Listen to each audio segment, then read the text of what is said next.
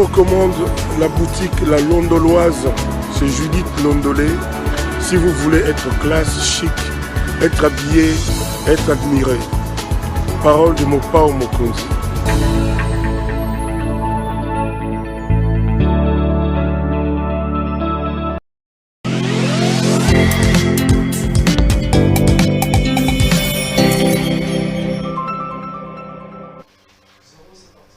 Madame, Monsieur, bonjour et bienvenue à ce nouveau numéro de l'émission Contre nous soit dit, ce magazine d'analyse d'actualité politique, sociale, économique et même juridique qu'on a lancé ici à CPL Télévision. Des questions importantes sont mises sur la table. Un invité avec moi sur le plateau pour tenter d'en parler. Aujourd'hui, je vous propose un focus sur la ville-province de Kinshasa. Sa gestion, sa gouvernance et d'autres questions importantes. Gentini Ngobila venait d'ailleurs de retoucher son cabinet, les membres de son gouvernement.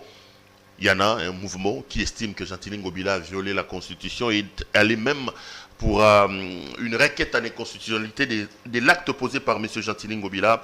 On en parle dans cette édition du journal, plutôt des contre nous soit dit, avant de pouvoir revenir sur d'autres questions importantes d'actualité politique en République démocratique du Congo. Mon invité de ce soir, M. Christian Emango. M. Emango, bonjour. Bonjour Pero Loara. Merci d'avoir accepté notre invitation. C'est la première fois, mais j'espère que ça ne sera pas la dernière. Non, non, pas du tout. C'est un honneur. J'ai toujours, comme ça, attendu, à bras ouverts, une invitation sur votre plateau, ce beau plateau. Je suis très content de pouvoir passer ce moment avec vous, où, comme vous venez de l'annoncer, la ville de Kinshasa est malade. La ville de Kinshasa est malade parce que nous avons un gouverneur démissionnaire. Je veux quand même déjà y aller. On va en parler. Je sais que vous passiez d'impatience pour parler de Gentini Ngobila. Vous êtes numéro 1 d'une structure dont vous êtes président des assemblées des hommes libres. Assemblée des hommes libres, ça veut dire quoi? Des célibataires, des hommes libres à l'esprit ça signifie quoi, assemblée des hommes libres? Je sais que le terme est tentaculaire, effectivement. Mais Assemblée des hommes libres, c'est comme on dit déclaration des droits de l'homme.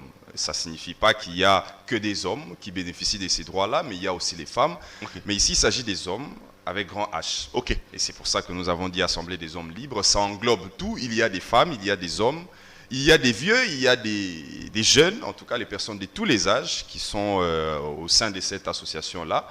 Que d'ailleurs nous convions encore des personnalités qui veulent bien adhérer. Nous sommes là, nos portes sont ouvertes. Et voilà. Mais c'est quoi, un parti politique, un mouvement citoyen? Non, pas du une tout. ASBL? C'est une ASBL qui a toujours œuvré au sein de la société civile et qui se bat, qui milite pour les libertés publiques et économiques. Effectivement, ici, vous voyez que lorsque, par exemple, au sein d'un gouvernement provincial, on vous dit qu'il n'y a pas les moyens pour pouvoir gérer la province, la ville ici de Kinshasa, et qu'au même moment, il y a des jeunes qui sont en train de souffrir, qui n'ont pas de quoi vivre, il y a des jeunes qui manquent ne fût-ce que quelque chose pour pouvoir s'élancer dans l'entrepreneuriat, l'initiative privée, mais on vous met en place des gouvernements qui sont budgétivores. Cela ne permet pas à ce qu'il y ait développement de la ville de Kinshasa en particulier et de la RDC dans son ensemble. Donc là, vous êtes là comme un mouvement citoyen pour faire pression sur le gouvernement.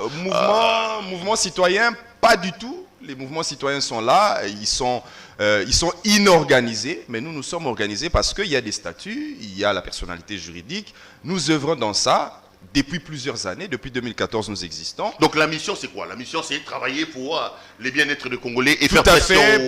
La mission essentiellement c'est qu'il y a des libertés publiques, c'est-à-dire lorsque vous voulez par exemple manifester et qu'on vous empêche de manifester, l'Assemblée des hommes libres vous accompagne. Par exemple, pour vous démontrer comment est-ce qu'il faut faire vos manifestations publiques qui doivent être pacifiques par ailleurs, l'Assemblée des hommes libres, lorsqu'elle estime qu'il y a des libertés publiques qui sont violées, elle intervient. Lorsqu'elle estime qu'il y a des libertés économiques, c'est-à-dire on ne permet pas aux Congolais d'avoir des possibilités pour vivre, l'Assemblée des hommes libres intervient à cette étape-là et vous accompagne. Lorsque vous avez les démêlés judiciaires, lorsque vous êtes persécuté par la justice, l'Assemblée des hommes libres vous accompagne à cet effet-là et surtout, nous nous abstenons à faire par exemple des messages mensongers où on peut vous dire qu'une personnalité politique a volé 3 millions de dollars mais que vous n'avez jamais retrouvé. Ça, ce n'est pas le rôle de l'Assemblée des hommes libres et c'est d'ailleurs le rôle qui n'est pas des associations telles que nous devons les faire. Nous sommes là pour aider la population et non de livrer un combat à son chaud envers des politiciens lorsque vous êtes quelque part, vous avez des visées politiques. Ça, c'est ce que ne fait pas Assemblée des hommes libres. Assemblée des hommes libres est là pour la population et uniquement pour la population. Christian Imango, je vous ai fait venir aujourd'hui parce que, bon, vous faites quand même parler de vous depuis quelques jours en ayant décidé de pouvoir enclencher une action en justice contre M. Gentilin Ngobila. L'action, c'est donc la requête en inconstitutionnalité que vous avez déposée auprès de la Cour constitutionnelle pour attaquer la dernière décision de remaniement de M. Gentilin Ngobila de son gouvernement. Qu'est-ce qui se passe? Qu'est-ce que vous reprochez à Ngobila qui a pris un acte lui reconnu par la loi? Il est gouverneur, il remanie son gouverneur et vous allez l'attaquer en inconstitutionnalité. Qu'est-ce que vous lui reprochez? Non, monsieur Perrault-Loire, d'entrée de jeu, je vous dis déjà que cet acte-là ne lui est pas reconnu par la loi. Parce que si tel était le cas, je pense que nous n'irons pas devant la Cour constitutionnelle. Mais les remaniements, pour contester, oui, le remaniement lui est reconnu. Mais l'excès de pouvoir que contient ce remaniement-là ne lui est pas reconnu. C'est justement pour cette raison-là que nous sommes allés saisir la Cour constitutionnelle en inconstitutionnalité de l'arrêté qu'il a pris pour nommer les commissaires généraux. En fait, les faits qui doivent être présentés, que la population quinoise doit savoir, c'est que la Constitution, sachant les difficultés que nos provinces allaient connaître, la Constitution avait déjà prévu dès le départ, depuis 2006, que les gouvernements provinciaux, que même la ville de Kinshasa, ne contiendrait que 10 ministres. D'ailleurs, le gouvernement provincial est composé d'un gouverneur, d'un vice-gouverneur et des ministres. Ça, c'est si vous lisez l'article 198, alinéa 1 de la Constitution. Ensuite, c'est l'alinéa 5 qui dit qu'il ne faut qu'il y ait que 10 ministres. Mais le gouverneur de la ville de Kinshasa prend un arrêté où, d'ailleurs, il l'avait fait déjà depuis 2019, mais on n'avait pas suivi. Cette fois-ci, au moins, nous avons ouvert les yeux pour empêcher que cette violation de la Constitution puisse continuer, demeurer, parce qu'il prend maintenant un arrêté pour nommer, en plus de 10 ministres, il ajoute 8 commissaires généraux. Bon, 8 commissaires généraux. Ça, nous n'avons pas été d'accord. Donc le gouvernement actuel de Ngobila, 10 ministres, hein, le gouvernement provincial de Kinshasa actuellement est composé de 10 ministres et 8 commissaires généraux. Évidemment, il faut attendre la rentrée parlementaire pour qu'ils soient investis. 8 commissaires généraux, ajoutés à cela, lui-même le gouverneur. Et si jamais le vice-gouverneur Nerambungu était encore en fonction, ça allait nous faire, en plus du vice-gouverneur, donc on allait avoir 20 membres du gouvernement. Et ici, je suis en train de m'imaginer, c'est que ça représente pour la ville le poids que ça va donner, parce que j'imagine que chaque ministre n'est quand même pas payé en dessous des 5 000 $ quand vous faites la sommation, et ça va jusqu'à 10 000, vous faites la sommation. La ville de Kinshasa est là pour dépenser 100 000 $ gratuitement à payer des ministres lorsqu'on s'attend à ce qu'il y ait d'autres priorités qu'on puisse poursuivre. Est-ce que les commissaires généraux sont-ils des ministres? Parce que Ngobila peut dire, la loi dit 10 ministres, j'en ai nommé 10. Tout à fait, c'est ce que nous avons même inséré. Il en a nommé 10. C'est ce que nous avons inséré dans notre requête en inconstitutionnalité. Lorsque vous lisez l'arrêté portant organisation et fonctionnement du gouvernement provincial, qu'a pris le même Gentilin Ngobila, gouverneur de la ville de Kinshasa, il dit d'abord qu'on ne peut avoir plus de 4 commissaires généraux. Mais il en a nommé 8. Ça, c'est déjà le premier péché. Et puis, il continue en disant que les commissaires généraux ont rang de ministres. Et sous ce statut-là, les commissaires généraux, mutatis mutandis, c'est-à-dire toutes les dispositions qu'il a prises dans cet arrêté-là, pour qui reviennent, dans toutes les prérogatives qui reviennent aux ministres, les commissaires généraux aussi en bénéficient automatiquement. Et donc, par cela, nous avons estimé, et lorsque vous lisez encore plus loin dans cet arrêté-là portant organisation et fonctionnement du gouvernement provincial, il ajoute encore en disant que les commissaires généraux participent au Conseil des ministres.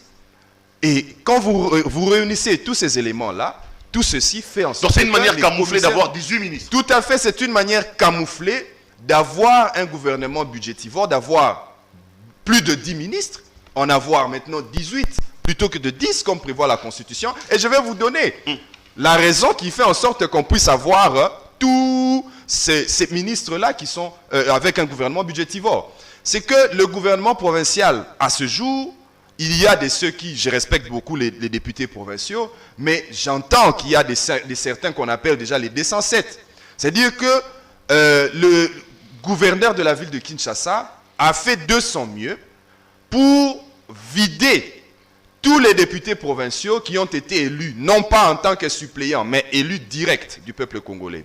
Et aujourd'hui, si vous allez à l'Assemblée provinciale de Kinshasa, vous trouvez un peu plus de 20 députés provinciaux qui sont soit ministres, ils sont soit DG dans les entreprises qui relèvent de la ville de Kinshasa, soit ils gèrent certains services de la ville de Kinshasa. Et par conséquent, comme les députés ne sont pas payés, qu'est-ce qui se fait?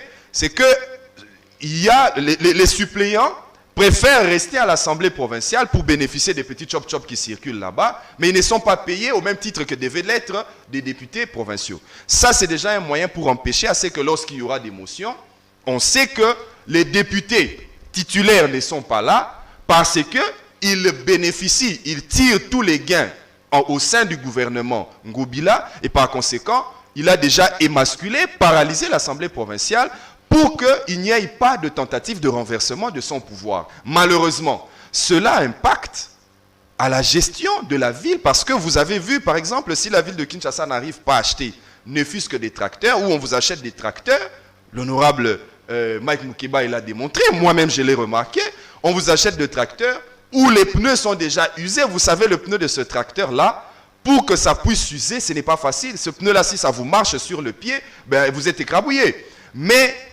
vous avez remarqué que ces tracteurs-là sont déjà usés. Mais combien coûtent-ils pour la ville? Au lieu de suivre cette priorité-là, non, on préfère avoir autant de ministres qui seront vachement bien payés. Et ça impacte sur les finances. C'est au même moment, vous êtes en train de décrier qu'il n'y a pas la rétrocession qui revient au niveau des provinces, mais c'est au même moment où vous avez des gouvernements budgétivores. Non mais Christian Mambo, est-ce que la gouvernance, ce n'est pas aussi les us et coutumes? Est-ce que ce n'est pas chercher la petite bête noire sur la tête des Gentili Ngobila quand on sait qu'il n'est pas le seul? Ça devient pratiquement une coutume des gouvernances dans nos provinces où les gouvernements provinciaux ne sont pas seulement composés de ministres, mais aussi de commissaires spéciaux. Il y en a comme ça dans les provinces du Sud Kivu, je crois. Il y en a à gauche et à droite. Pourquoi, quand c'est Ngobila qui pose cet acte-là, ça vous dérange? Alors que les autres gouverneurs font pareil, alors qu'aujourd'hui, c'est devenu une sorte je vais dire, des us et coutumes. Je crois qu'effectivement, ça a commencé, si je ne m'abuse, avec le gouverneur du Congo central, Atou Matubwana. De tristes mémoires déjà, parce que je crois que la mission d'IGF qui est passée là-bas pour enquêter nous a donné des chiffres qui sont accablants. Et je crois que la justice va faire son travail, comme ça a été le cas depuis hier avec Eteni Longondo. Effectivement, c'est une pratique, c'est une coutume. Mais vous savez que le droit congolais est clair. Que lorsque vous lisez l'article 153, alinéa 4 de la Constitution, effectivement, la coutume est reconnue au sein... Comme une source de droit. Une source de droit. Mais cette coutume-là n'est valable pour autant qu'il est conforme à la Constitution. Il n'y a pas une coutume qui doit être au-dessus de la Constitution. Lorsqu'une coutume viole la Constitution, est contraire à l'ordre public, parce que le fait de nommer des commissaires généraux trouble l'ordre public, d'autant qu'il n'y a plus de quiétude chez nous autres ici. C'est notre argent, Péro Louara. On ne peut pas dilapider ça comme ça, à remettre au ministère qui ne foutent rien, et que pendant ce temps-là, c'est nous, la population, c'est nous, les Kinois, qui sommes en train de souffrir parce qu'on a besoin de trouver des mécanismes pour émasculer le Parlement provincial, l'Assemblée provinciale, au bénéfice de son pouvoir. Donc ça ne sert à rien, ça va produire rien du tout. Ce ne sont pas des poux que nous sommes en train de chercher sur les calvities des gouverneurs, et permettez-moi l'expression, mais c'est juste le droit que nous voulons que ça soit respecté. C'est une chose qui est simple. Je crois que la Cour constitutionnelle, pour avoir été saisie, va dire le droit dans ce sens-là. Espérons que la Cour va aller dans votre sens. Vous avez introduit le recours, je crois, cette semaine. Tout à fait, c'était le mardi passé. Et la Haute Cour ne s'est pas encore prononcée là-dessus. La Cour a 30 jours pour se prononcer. Donc, je pense qu'à ce stade, la Cour va d'abord notifier cet arrêt-là, signifier la requête à la partie adverse, c'est-à-dire la ville de Kinshasa. Et lorsqu'ils auront déposé leur mémoire en réponse, et c'est en ce moment-là que la date d'audience sera fixée et nous allons venir. Je crois que la Cour, elle a encore 30 jours pour pouvoir trancher. Elle va on est prendre encore dans sa les délais. décision Ça n'a même pas encore fait une semaine. Annuler ce gouvernement-là. Christian Emango, laissons cette affaire de Gentilin Ngobila. Allons dans sa gouvernance. Vous êtes quinois, vous vivez dans cette ville, vous avez vos activités dans cette ville. Comment jugez-vous la gouvernance de Gentilin Ngobila? J'entends beaucoup de gens critiquer Ngobila. Chaotique. Je la juge chaotique. Ngobila n'est pas à sa place, c'est pas un bon gouverneur. Il est un incompétent sur toute la ligne. Chaotique alors. Vous vous imaginez qu'un gouverneur aille fermer un marché central comme celui de Zando et que ce n'est pas moi, l'honorable Géry Bikala qui lui demande, c'était dans la récente session parlementaire, où est le contrat qu'il a signé avec son partenaire pour lancer le marché central. Il n'y a pas de contrat.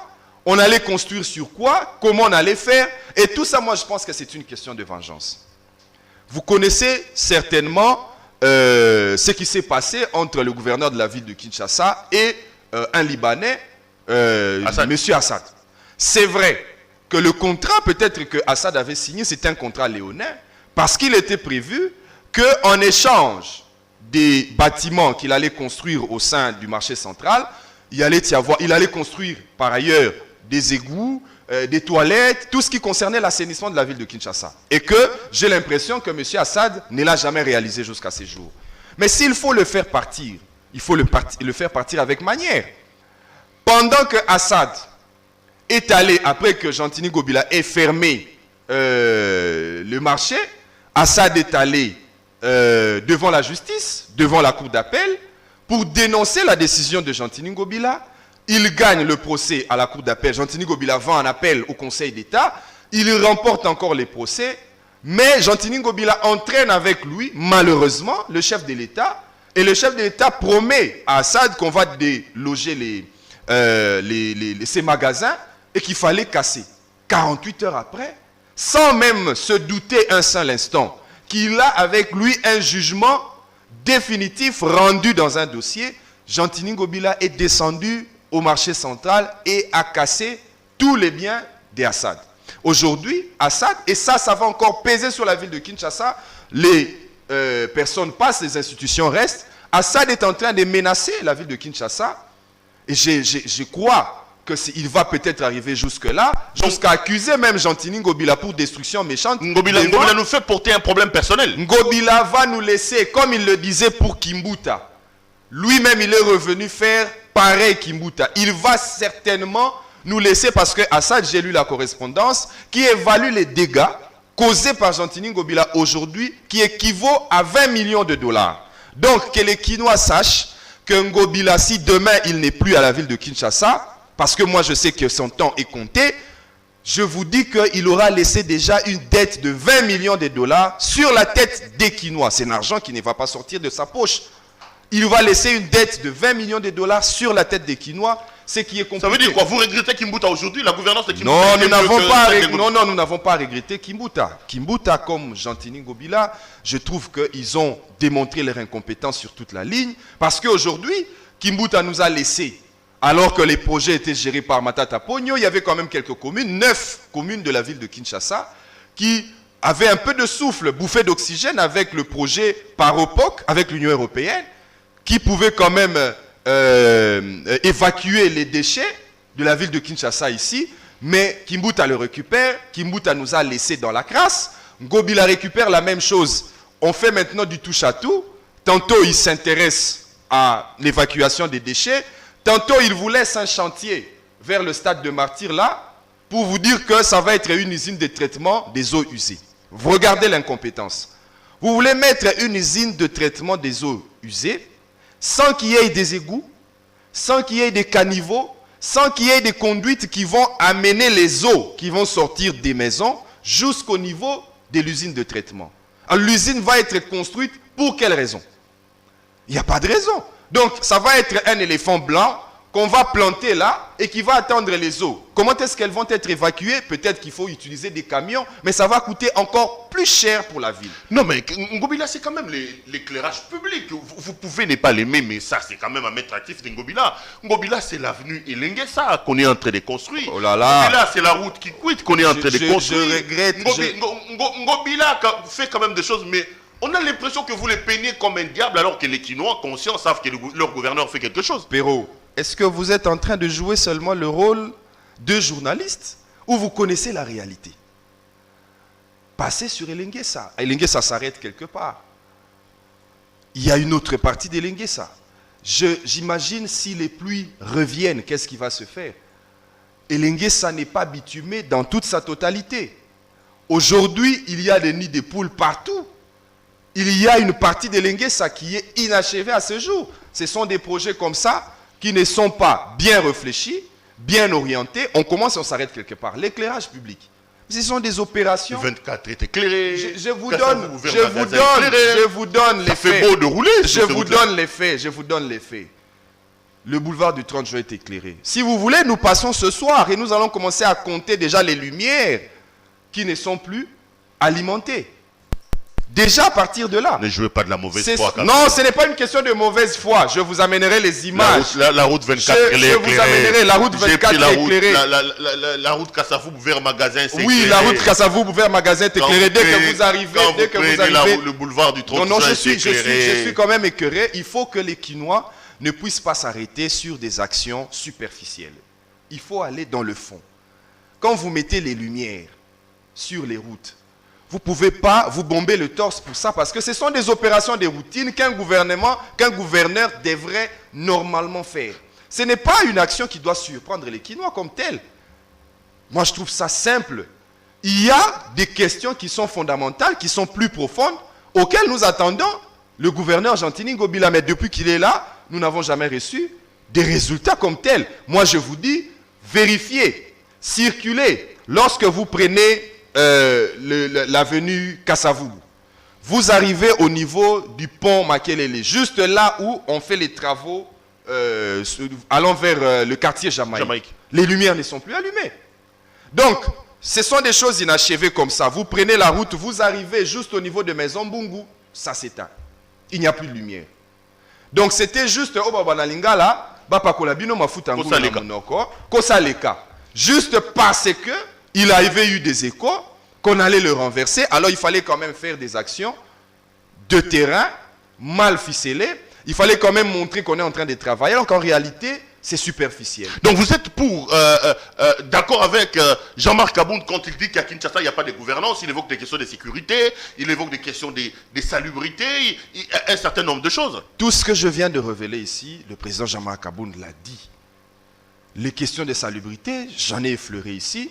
Aujourd'hui, vous voyez comment l'état de la ville, pour ce qui concerne les déchets, c'est-à-dire qu'on ne sait pas le programme. Est-ce qu'il faut incinérer? Est-ce qu'il faut recycler? Parce que c'est là que nous devons nous concentrer.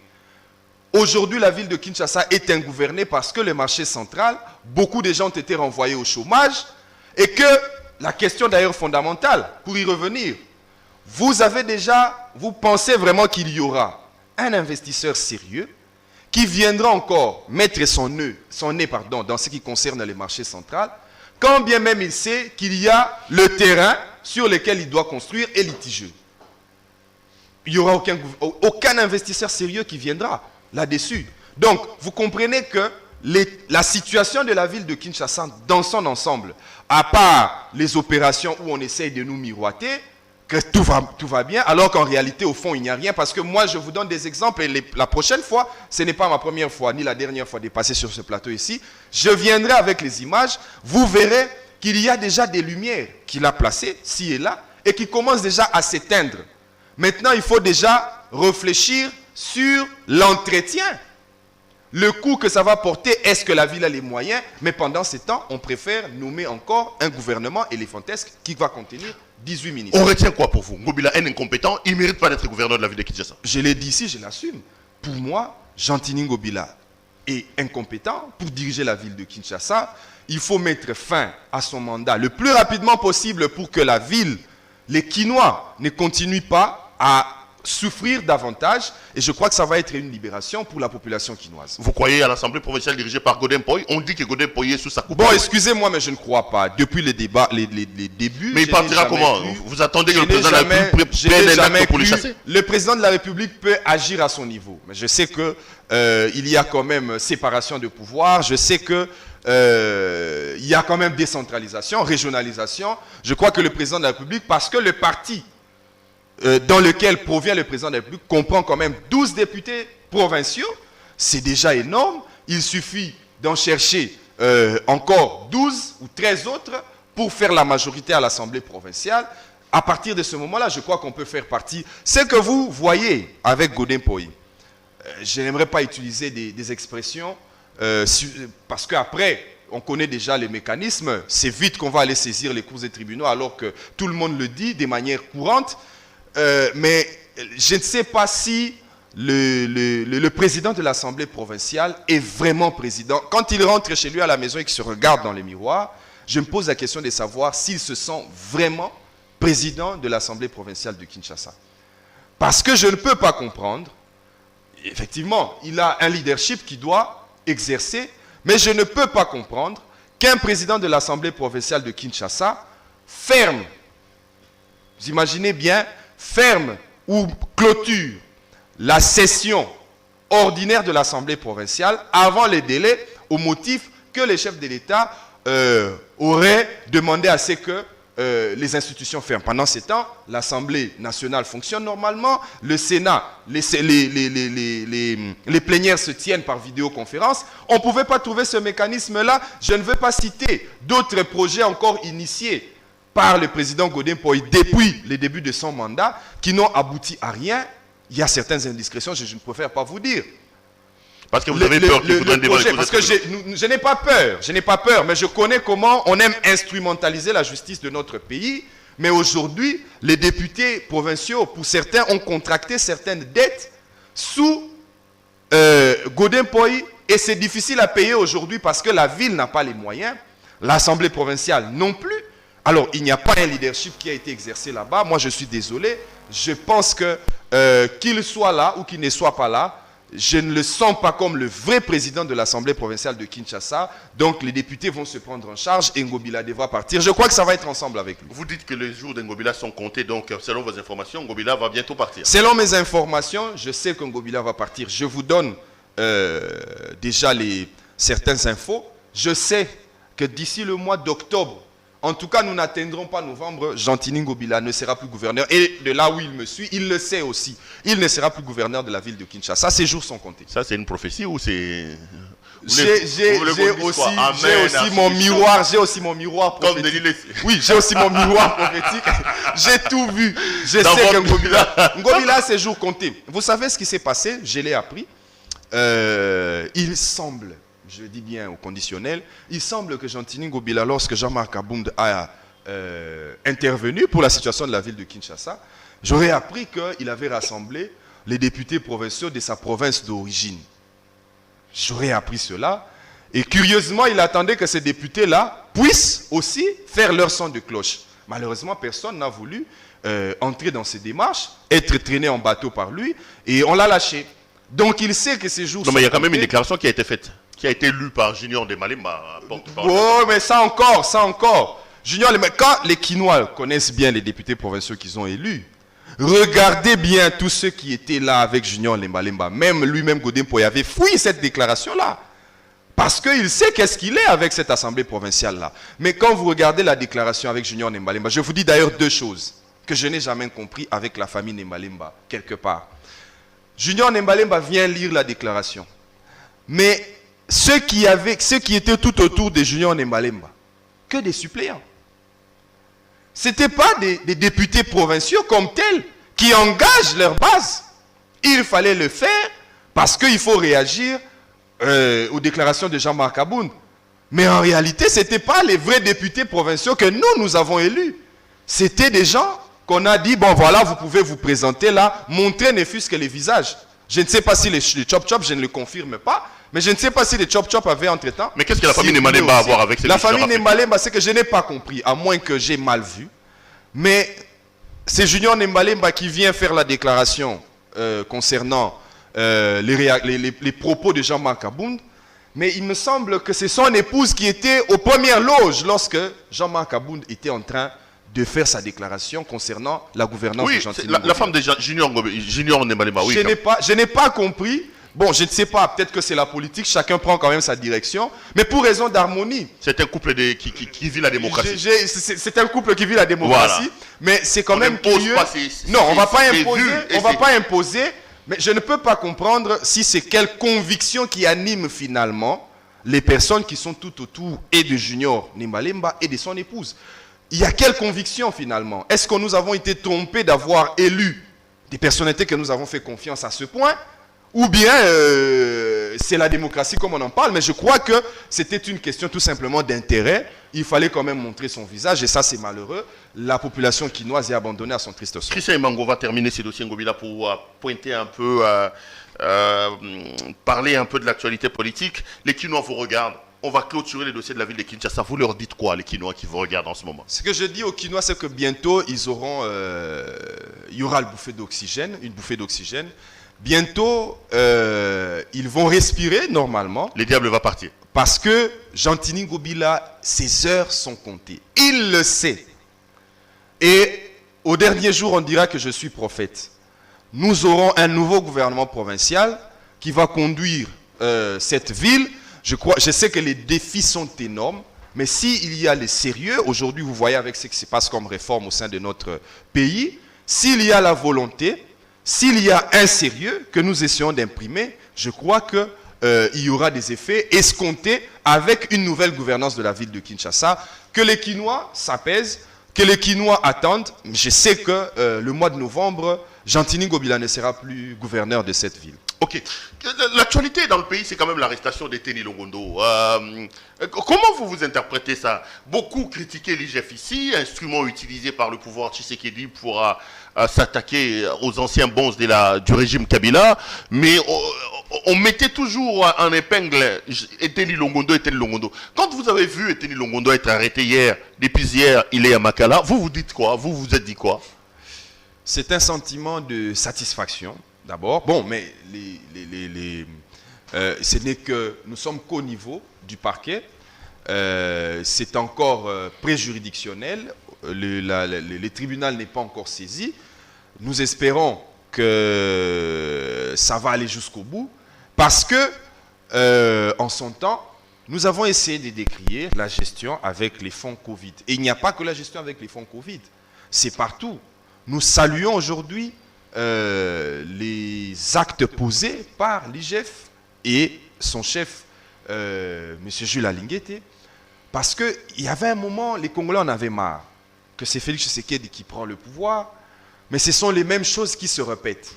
D'aucuns avaient même dit que nous sommes entrés encore dans une seconde grossesse. Aujourd'hui, que Tény Longondo soit déféré devant les cours et tribunaux, nous, Assemblée des hommes libres, nous nous en réjouissons. Nous, Assemblée des hommes libres, nous souhaitons qu'il y ait un procès qui soit équitable. Et nous, Assemblée des hommes libres, nous souhaitons assez que il ne faut pas seulement entendre que c'est le FMI qui commence à chercher à savoir comment est-ce qu'on a géré le fonds Covid, parce qu'il avait été parmi ceux qui avaient financé cela, pour qu'on voie Tény être déféré devant les cours et tribunaux. Nous voulons assez que la justice soit équitable et pour tout le monde. Ça veut dire qu'on soit de ceux qui sont dans la gouvernance aujourd'hui ou qu'on soit dans l'opposition, que tout le monde soit poursuivi si on avait touché à l'argent de l'État. Donc ça vous réjouit également d'entendre toutes les manœuvres qui s'opèrent actuellement sur Atou Matoubana, gouverneur de la ville du Congo central. Vous savez que Atou Matoubana, d'abord, c'est un gouverneur inconstitutionnel. Parce que l'Assemblée provinciale de Congo central l'avait déchu de ses fonctions, la Cour constitutionnelle avait confirmé sa déchéance, mais Atou Matoubana avait piclé, comme disent les Quinois. Atou Matoubana n'est jamais parti. Alors, à ce sujet, il faut dire que l'enquête que l'IGF a menée, et je salue encore M. Jules Alinguete, je crois que lorsqu'il entre aussi à la présidence, il en ressortira avec beaucoup de cafouillages là-bas. Vous voulez qu'il aille aussi enquêter à la présidence? Non, pas que je veux. Il est déjà allé enquêter à la présidence. Ce n'est pas moi qui le veux. Il est déjà allé enquêter à la présidence parce que c'est une institution qui n'est que dans les dépassements. Moi, je crois que ça doit aussi s'arrêter là-bas pour que nous montrions que effectivement, nous voulons que tout le monde soit égal devant la loi. Qu'il n'y ait pas de 2 poids 2 mesures. Aujourd'hui, c'est le tour de Eteni Longondo. Demain, sera le tour peut-être d'Atou Matubwana. Et d'autres encore qui s'amusent à utiliser l'argent de l'État comme s'il s'agissait de leur propre poche. Ça, Assemblée des hommes libres, nous n'avons jamais toléré de tels actes. Bravo donc à Jules Alengueti, inspecteur général des finances. On peut tout dire, mais on sent quand même qu'aujourd'hui, Alengueti commence à devenir une sorte d'épouvantail contre tout détournement. Et comme il Jules Alengueti, on rembourse le plus rapidement possible. Ça, il faut quand même qu'on le salue. Ça, il faut vraiment saluer le travail qu'a bat Jules Alengueti. C'est vrai qu'il reçoit des tirs à gauche et à droite. Mais moi, sincèrement, très personnellement, je me montre solidaire et je soutiens donc M. Ligef, l'inspecteur général des finances. L'actualité, c'est aussi Martin Fayoulou, quand même, qui appelle à marcher le 15. 2 grandes décisions dans le communiqué publié récemment par M. Fayoulou. Il dit, 1, il faut marcher contre la politisation de la Commission électorale nationale indépendante. 2e élément, contre le glissement. Est-ce que vous également, vous sentez que la République se prépare pour le glissement, que M. Tshisekedi prépare son glissement? Et qu'est-ce que vous dites de ce débat sur la politisation ou la dépolitisation de la CENI? Pour ce qui est d'abord de la marche, c'est un droit. Et je n'ai jamais, moi, approuvé certains comportements de nos politiciens qui refusent à ce qu'un droit qui veut être pacifiquement manifesté, qu'on puisse empêcher à ce qu'on puisse procéder à des manifestations sur la place publique. Et je crois que c'est un droit qui revient à M. Martin Fayoulou. Il peut l'exercer, mais que ça soit pacifique.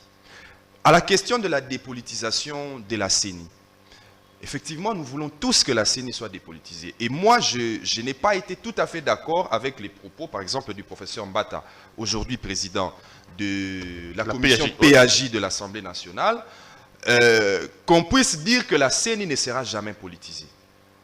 Alors, si la CENI ne sera jamais politisée, la grande question est celle de savoir pourquoi... La CENI ne sera jamais dépolitisée ou politisée? Enfin, la CENI ne sera jamais dépolitisée. Merci beaucoup. Parce que, pour le professeur Mbata, ceux qui viennent représenter, ceux qui viennent occuper les fonctions en tant que membres de la CENI ou membres du bureau de la CENI sont désignés par des camps politiques.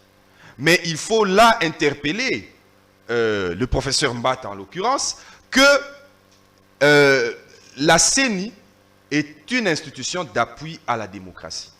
C'est une institution qui doit être indépendante, autant que la justice. Et donc, on veut la dépolitiser parce que ceux qui y vont ne vont pas jouer la carte des partis politiques. Non, mais ceux qui y vont ont quand même reçu mandat des partis politiques. Non, ils ont été désignés. Désignés, oui, mais c'est... Ils ont été... Non, là, il faut que nous puissions préciser les choses. Ils ont été donc, désignés... si les partis politiques ne les désignent pas, ils ne partiront pas. Ils ont été désignés par les partis politiques. C'est une hypocrisie, le professeur Mbata a raison. Non. C'est une hypocrisie. Non, ce n'est pas une hypocrisie, parce que... Vous me demandez à moi, Perrault Loire, de désigner quelqu'un, et vous dites à la personne que moi je vais désigner, alors, Perrault, d'une certaine manière, de ne pas m'être redevable. Perrault, si tel est le modifions la loi, trouvons d'autres moyens. Si tel est le cas, alors, ceux qui sont désignés à la Cour constitutionnelle sont désignés par qui? Non, mais c'est la... Non, je vous donne un cas concret. Non, je vous donne un cas concret.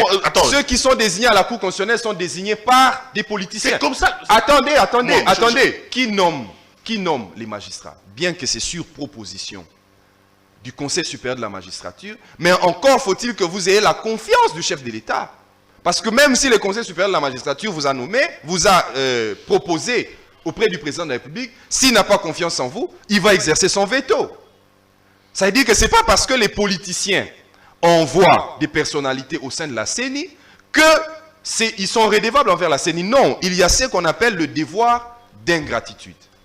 Et que toutes ces personnalités-là qu'on envoie là-bas, si vous estimez que même si vous avez été désigné par un parti politique, mais ce n'est pas ce parti-là qui a remporté les élections, vous ne pouvez pas changer les résultats, le suffrage universel. Donc vous pensez que la dépolitisation de la CENI est possible? Je pense que la dépolitisation de la CENI est possible. C'est une question de culture. Parce qu'ailleurs, nous le savons, ce n'est pas une commission électorale nationale indépendante, comme on le dit, qui est extra-gouvernementale, qui organise les élections.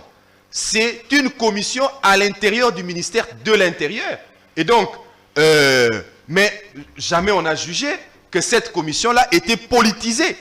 Jamais on a jugé que cette commission-là était politisée. Pourquoi on doit dire à cet effet que la CENI peut être politisée et qu'on doit trouver ça normal? Non. Nous, au niveau de l'Assemblée des hommes libres, nous militons pour l'effectivité des libertés publiques. Nous estimons que si les personnes qu'on veut envoyer à la CENI seront quelque part rédevables, ça ne sert à rien. Laissons qu'il y ait des gouvernements éternels et qu'on ne puisse jamais changer. Et sur le glissement, vous sentez-vous aussi qu'on tend vers un glissement? Vous avez peur? Il y aura sans doute un glissement si on ne prend pas le temps de mettre ses égos de côté et de pouvoir désigner un nouveau candidat. Si c'est Denis Kadima qui pose problème, pourquoi on doit mordicus tenir sur Denis Kadima? Si jamais c'était Ebotoko qui posait problème, pourquoi on doit tenir mordicus sur Ebotoko? Hier, c'était encore Ronsard Malonda. Pourquoi on devrait tenir mordicus sur Ronsard Malonda? Trouvons des personnalités qui sont moins à problème. Des personnalités dont on polémique moins.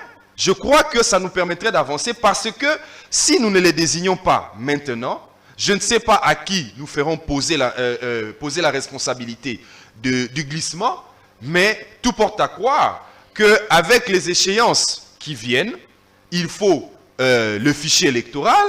Il y a même encore certaines tendances qui sont en train de parler. C'est d'ailleurs le gouvernement qui parle encore du recensement. Je ne sais pas si on va le conditionner à l'organisation des élections, mais si jamais on ne prend pas garde à pouvoir trouver une solution sur les animateurs de la CENI maintenant, toutes les échéances qui vont suivre après, commençant par le fichier électoral, passant par toutes les opérations des votes, si on n'y prend pas garde aujourd'hui, ce blocage-là va faire en sorte que 2 ans après, nous ne soyons toujours pas prêts pour organiser les élections et ce sera le glissement qui sera consommé. Christian Mango va terminer cette émission. Je rappelle que vous êtes président des assemblées des hommes libres. On dit de vous que vous flirtez avec le katoumbisme. Vous êtes proche de Moïse Katumbi? Je n'ai jamais rencontré Moïse Katumbi. Non, vous pouvez être Katumbi sans l'avoir rencontré. Je n'ai jamais rencontré. Vous vous cachez dans la société civile alors que dans le fond, c'est le Katumbi. Je l'ai peut-être une fois ou 2 fois vu de loin, mais sinon, à une époque, on disait encore que je flirtais avec Martin Fayoulou. Et aujourd'hui, j'entends encore certaines voix qui disent que nous flirtons avec l'UDPS. Finalement, on dira que nous flirtons finalement avec qui? Non, c'est une question d'objectivité. Lorsque nous estimons qu'il n'y a pas de choses claires qui se passent au niveau de la CENI, il faut dénoncer. Lorsque nous estimons qu'on est en train de faire une sorte de chasse à la sorcière à l'égard de certaines personnalités.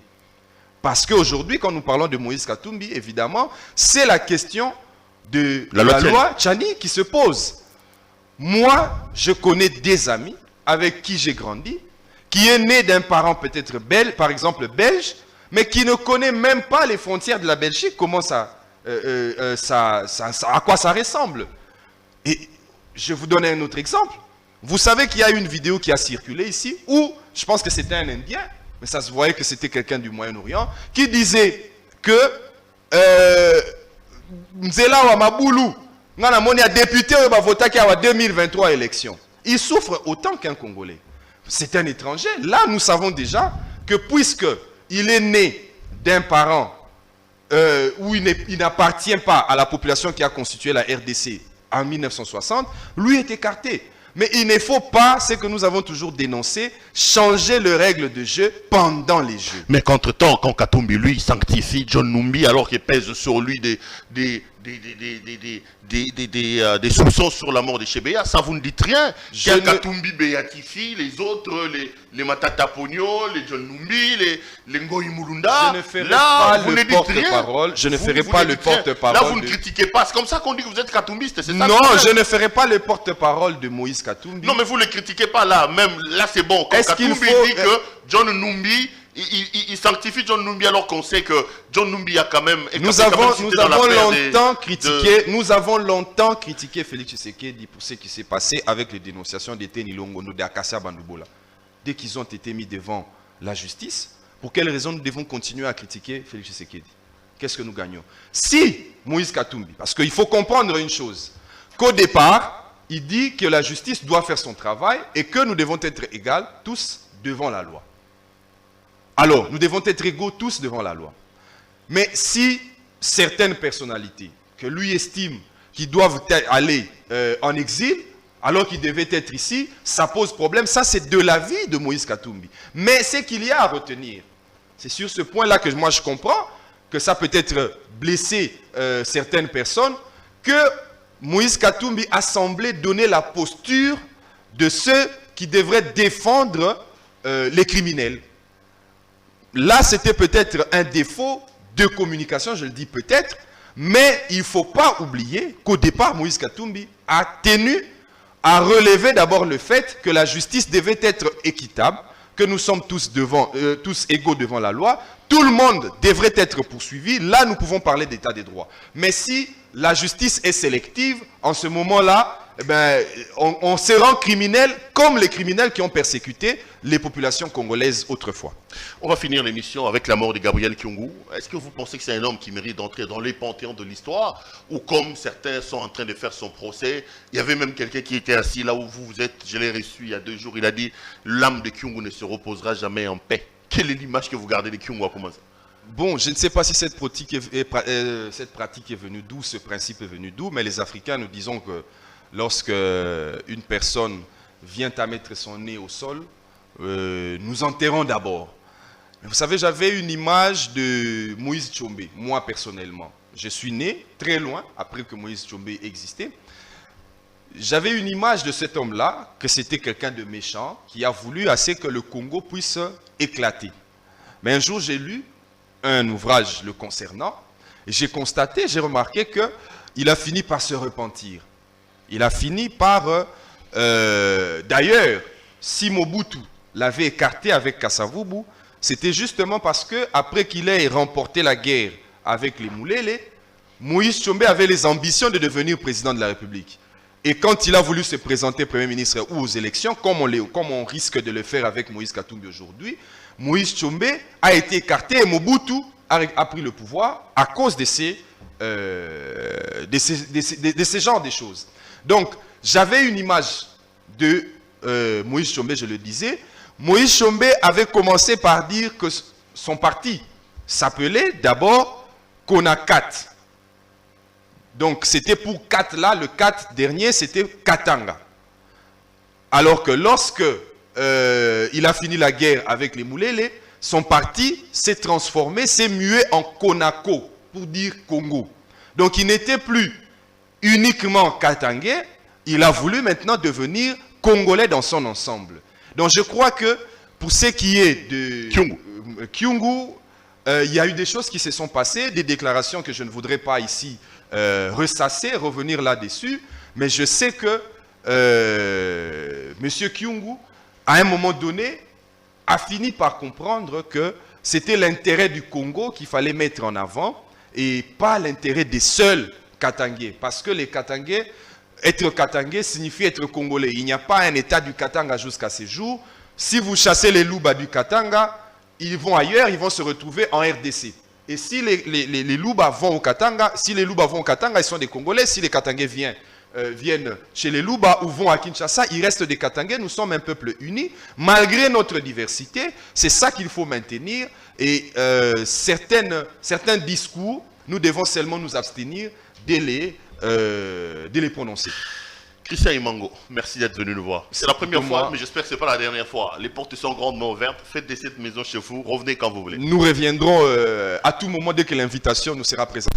Madame, Monsieur, cette émission est complètement terminée. Notre invité de ce soir, je le rappelle, c'était Christian Imango, président des Assemblées des Hommes Libres. Avec lui, on a fait un peu la ronde de l'actualité politique dans le pays. Ça a été un grand plaisir pour moi de vous présenter cette émission. Laissez-moi dire grand merci à l'équipe technique qui a fait un travail remarquable pour me permettre d'entrer en contact avec vous. Je vous retrouve demain pour un autre numéro de cette émission. Portez-vous bien et restez branchés sur nos programmes. Bonsoir chez vous.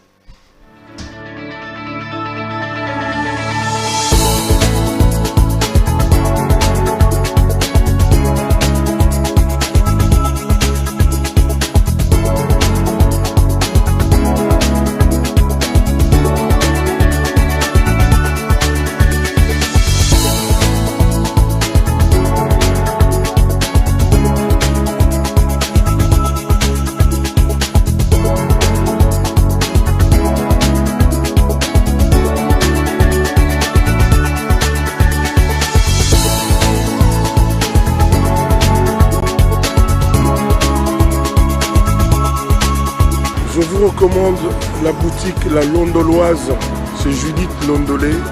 Si vous voulez être classe, chic, être habillé, être admiré. Parole de Mopao Mokonzi.